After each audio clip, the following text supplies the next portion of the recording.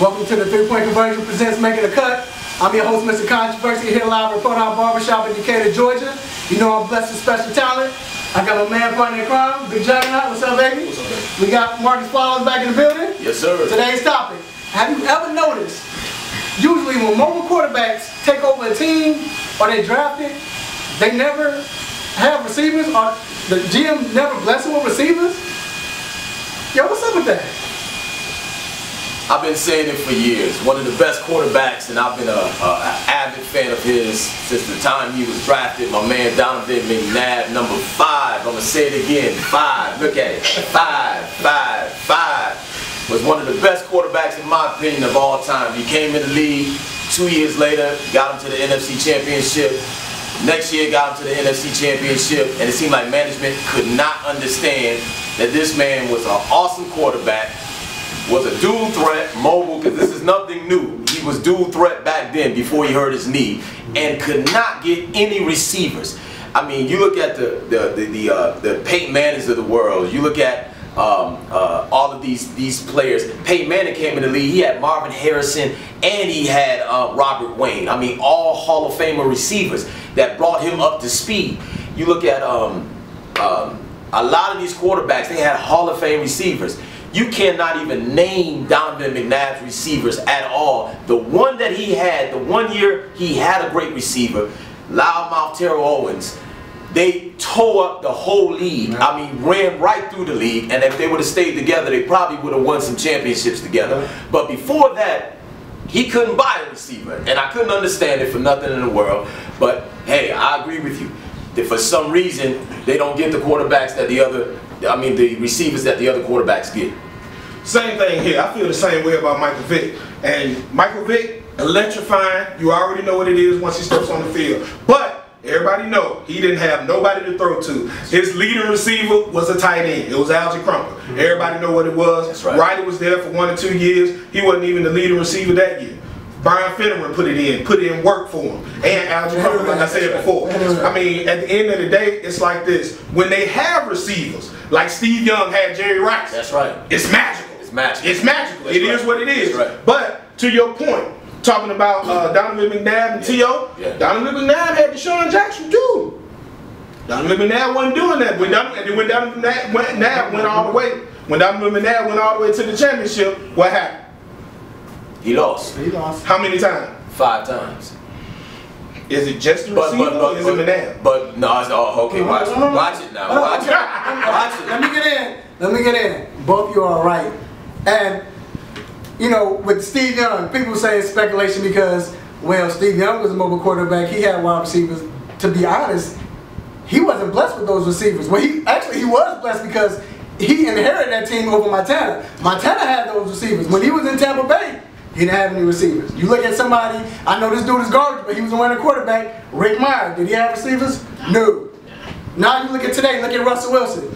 I mean, they won't give him a receiver. And I think he kind of messed everything up because he won a Super Bowl. So now it's like that defense. Right. But at the same time, now GMs, they might be like, okay, we're not going to draft a receiver because now they've proven they can do it. Right. Even Randall Cunningham, people want to say, oh, he blew up when he was in Minnesota.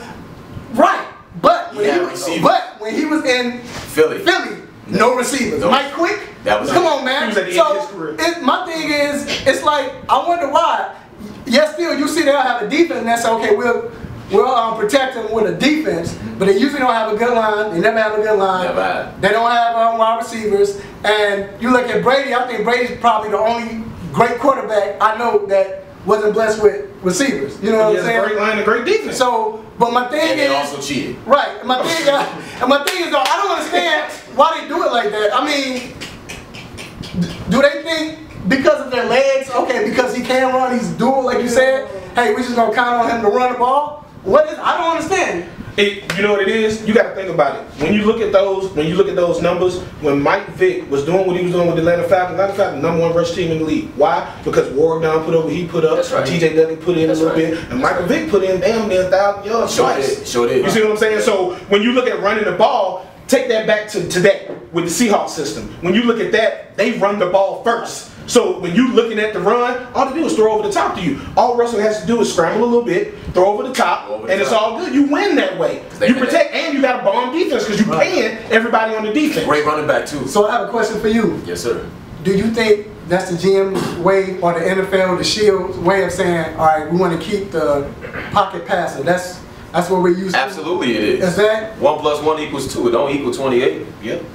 Yes, absolutely. I agree because absolutely. I think if you're going to draft a franchise quarterback and you say this is my franchise quarterback, I think you should start with a line, either line or a good wide receiver. You know what I'm saying? The next year, bring in that wide receiver. Like you said with Peyton, yeah, he had Marvin Harrison when he got there, but they went and got Reggie Wayne. That's right. You know, they went and got him a great tight end. Andrew James. You know, but with these running quarterbacks, They don't. it's just like, okay, let's get a defense. Even what they've done with Cam, what quarterback in history brings his team to the playoffs and he lose all 4 receivers the next year? I've never seen that before. Never. Why would you do that to your young quarterback? That's they know they gotta pay him. They know they gotta pay him. San Francisco is only declining after they just paid capital. All them people are that's the model. You don't pay your quarterback, you pay everybody else, and when it's time to pay them, you reload at that position. If that's the case, so why did San Francisco go get my man in Buffalo? I can't think of his name right now. Stevie Johnson? Stevie Johnson. That was another 5-7. Antoine Bolton was a 5-7. But still, at the same time, they're making sure they get good receivers. They're gonna, you know they're gonna pay Bernie Davis. Watch this. Are they a passing team? Yes. They can, yeah. No. When you think San Francisco 49ers, yes. Are they a passing team? That's all. What's the name of the first? They pass first. I believe so. I believe they will be that this year. I believe this year they will be. Don't say this year. Okay. It's only to today. Yeah, today. They're not a passing team. What? They're run. Remember what the model is.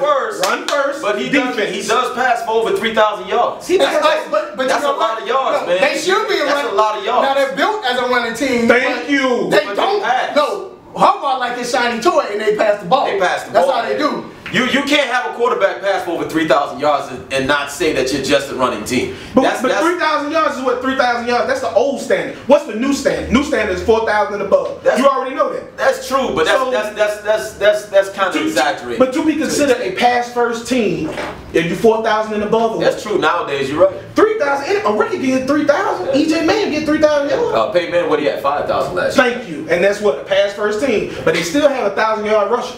But defense wasn't all that bomb. They were exposed in the Super Bowl. Of course, you have 2 weeks to do it. You prepare and you expose them, and that's what it did. That defense did what? Exposed them. Yes, made a lot of money for a whole lot of people. So do you think Jets?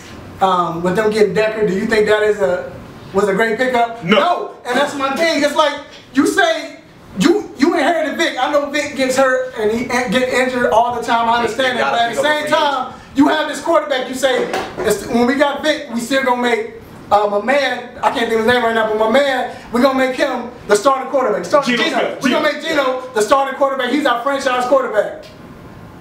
Why? But why don't you get him any receivers then? Yeah. Because you know what? They focus on the running game. What they want to get? They went and got Chris Johnson.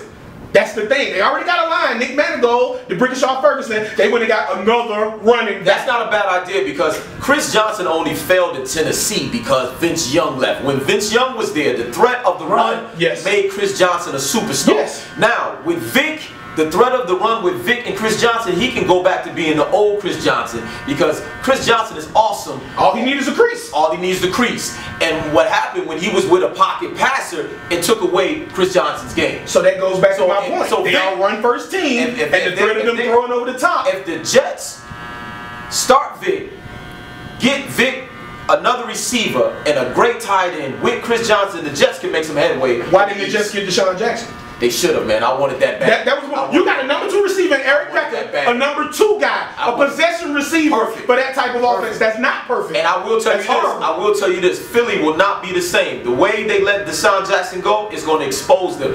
You had to double team Deshaun Jackson every time he went down the field. That left lanes open for the quarterback Nick Foles to throw to all the other receivers and left running lanes and everything. Now with Deshaun Jackson gone, Chip Kelly is going to regret that decision. So now I think with y'all saying that, I really believe, America, that we will see the dynamics of a running quarterback, a mobile quarterback, I should say, even better with receivers, because you have Washington Redskins now, you have Deshaun Jackson, That's right. You have Garcon. That's gonna be awesome. I mean, I think it's gonna be awesome. Yeah. But we're gonna wrap it up, and hey, what we're gonna do right now, I want to thank all my fans. All our fans has been watching this, that subscribe. People like Mike McCaddy, Brian Gumble at Brian Gumble, I think it's 21 on Twitter. Shiny Hoops. I mean, everybody that's watched the show, we thank you. I appreciate you.